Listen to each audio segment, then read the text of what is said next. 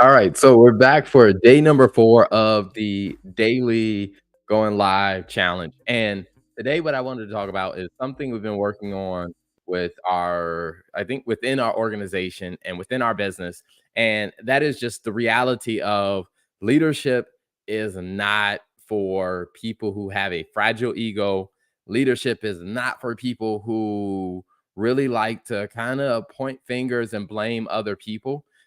Leadership, I'm just going to tell you, leadership, any aspect of it, whether it has been in leading a company you own or leading in a company that you don't own, where you're leading in someone else's company, leadership requires a certain level of personal, emotional, mental security. Because when it comes down to leading, like, one of the worst habits that a lot of that you see in bad leaders is that they're constantly blaming other people. Like, nothing is ever on them. Nothing ever comes down to them and their leadership or their approach or their decisions. Everything is about pointing fingers at other people. And the truth is, none of us like following a leader like that. Whenever you have a person who is just constantly pointing fingers at other people and never taking personal responsibility, none of us want to say, hey, I'm going to sign up because that's the type of person I want to follow. And if that is the case, what we do have to do is look at it ourselves and say, when I look in the mirror, is that the type of leader that I am acting like? Is that the type of leader that I am showing up and that I am, being to the people that I'm supposed to be leading? And so recently there were some things that we took a look at in our own business where there are some areas that I realized there might have been some issues that were happening, or there were some things that just they weren't operating like they should have been. Like, some things just weren't going as smoothly as they should have been going. And what I realized is that I needed to take a step back and I needed to get some really good honest, perspective on this. And one of the things that I realized is that part of the reason we were having some of the issues was really because of me. And it was because of the way that I was approaching and leading the team. And what I had to be honest about was that there were some gaps in my leadership. And if I didn't fix those gaps in the leadership, those problems were just going to get bigger, and there would be no one else to blame but myself. And so whenever it came down to looking at that, I said, okay, all right, we got to do the tough thing. And I got to really see, where is it that I dropped the ball on? So specifically, we were having some issues as it pertains to, the staff's performance. And one of the things that I realized is, I was like, okay, all right, you got to go through some type of diagnosis on this to understand, like, what might be the problem here, what might have caused this. And the first thing that I realized is, one of the things that may have caused it is, maybe I didn't give the team the right direction.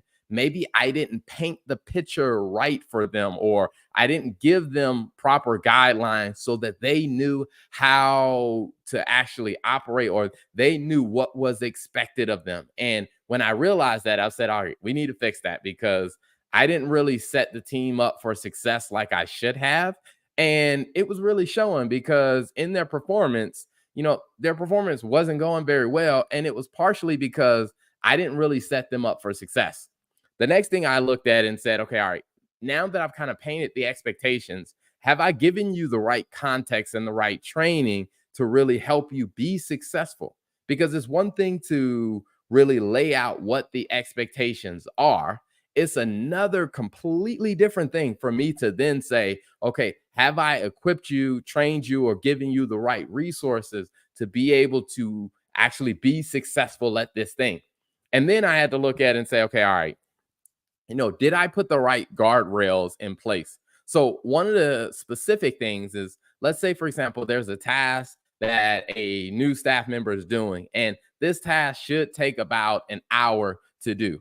Well, if I just gave them the task and they ended up spending 3 hours on it, I probably didn't give them the right guardrails. I probably should have come back to them and said, you know what?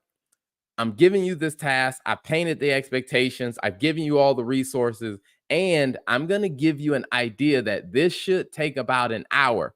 So if you find that you get to about 45 minutes or 50 minutes in and you are nowhere close to being finished, let me know because we need to have a conversation about this because there's probably something off here and we can fix that before you run way over time, spending your time doing something that should have only taken you an hour.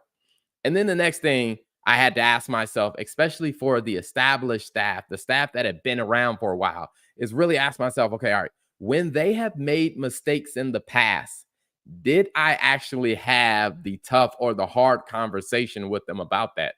Or did I just kind of fix it in the background? Or was I just quiet about it whenever they made a mistake in the past? Because the thing is, if I didn't really help them learn from their mistakes, then it's no surprise that they're going to keep repeating the same mistake. So, what I had to figure out is all right, am I having the right types of conversations with people when they are making mistakes? And I didn't necessarily want to come down on them and just, I just really scold them and make them feel horrible. But when they are making a mistake, it's like, did I help them understand that, hey, you know, I appreciate the hard work you did. This part we kind of missed it a little bit, or this part was off. And hey, here's why that is off. And hey, here's how we can fix that. And here's what you can do to make sure we don't make that same mistake. And what I realize is not only myself, but when I talk to a lot of leaders are really avoiding having the honest conversation with the people that they're supposed to be leading. And one of the things that I encourage a lot of people to do is it's like, don't avoid those hard conversations. Don't avoid actually having the conversation about the mistakes that happen. And I get it because sometimes for me, I noticed it was so much easier for me to just fix it and then move on than it was for me to really look at it and say, you know what? Let me find the time to actually bring this up with them to really talk through this. Because to be honest, there never seemed to be a good time to have the conversation. But I realized if I don't have this conversation, they won't get better. Now, another thing that I have really had to look at and be honest about is some of the issues were because I made a bad hiring decision. And when I made a bad hiring decision, I needed to own it and say, all right, we need to correct this or we need to address this issue because if I made a bad hiring decision, just letting the person stay on the team and letting the person stay a part of the team was not going to be healthy for it wasn't going to be healthy for the rest of the team. It wasn't going to be healthy for me. It wasn't going to be healthy for the business. And to be honest with you, it wasn't going to be healthy for that person because if you were not the right fit for the job that you're in, keeping that person there just because I was afraid to have the honest conversation with them, like it wouldn't have been doing them a favor because they would have never been able to live up to the expectations in the role. And so I did have to go back and I had to have some honest conversations with some staff before about like, hey, this isn't the right fit role for you. Based on the expectations, based on the things you want to do or based on the things you are doing, this isn't the right place for you. So, how can we help you either find the right type of job elsewhere or find a job with a different company that is a better fit for you? And then the last thing I think when it comes down to when we looked and assessed the performance of the team is this is a situation that I had to really, really work hard to understand is that sometimes you let the wrong people stay on the team too long. And the thing about this one is that the wrong person staying on the team too long doesn't necessarily mean that, hey, they were a bad hire. They could have been great when they came onto the team.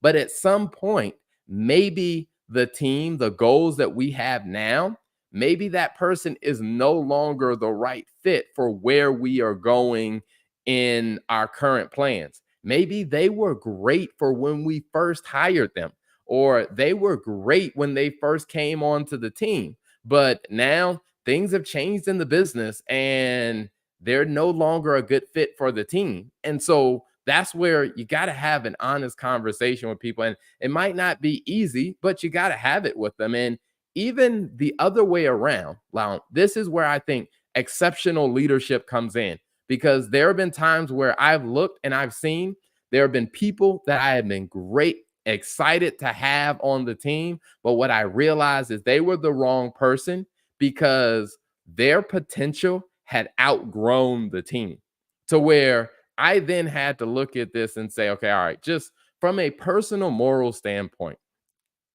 me knowing that this person had the potential to do so much more than what they were doing on our team. And to be honest, I didn't have the capacity to create a role or to create an opportunity that would live up to their potential. And so I had to have an honest conversation with them and say, hey, I would love to keep you on the team. I love having you on the team. But at the end of the day, I see that your potential is more than what we can support. Now, if you want to live up to your potential, I need to do what I can. I'll use my social influence, my professional capital, whatever I can do to help you find your next opportunity in another organization. Because to be honest with you, we are not in a place to really help you maximize where you can go with your potential. And that was something that I had to get very honest about. And it really took a lot of reflection and self assessment as a leader. And one of the things that I realized is that that's the type of traits that it really does take a lot to develop. Because as I went through every one of those options, whenever we had staffing issues, when I went through every one of those options, what it did tell me is I couldn't blame anybody else. Every one of those options forced me to really look at myself and say, how am I as a leader impacting this situation? And if the problem is because I was not taking the proper action, or I was not being the leader that I needed to be, then I needed to address that. And that's just the reality and the toughness of being in leadership. So I would say to anyone who wants to be a leader or anyone who wants to be in leadership, you really got to ask yourself, are you willing to do the tough things that it takes to be a good leader?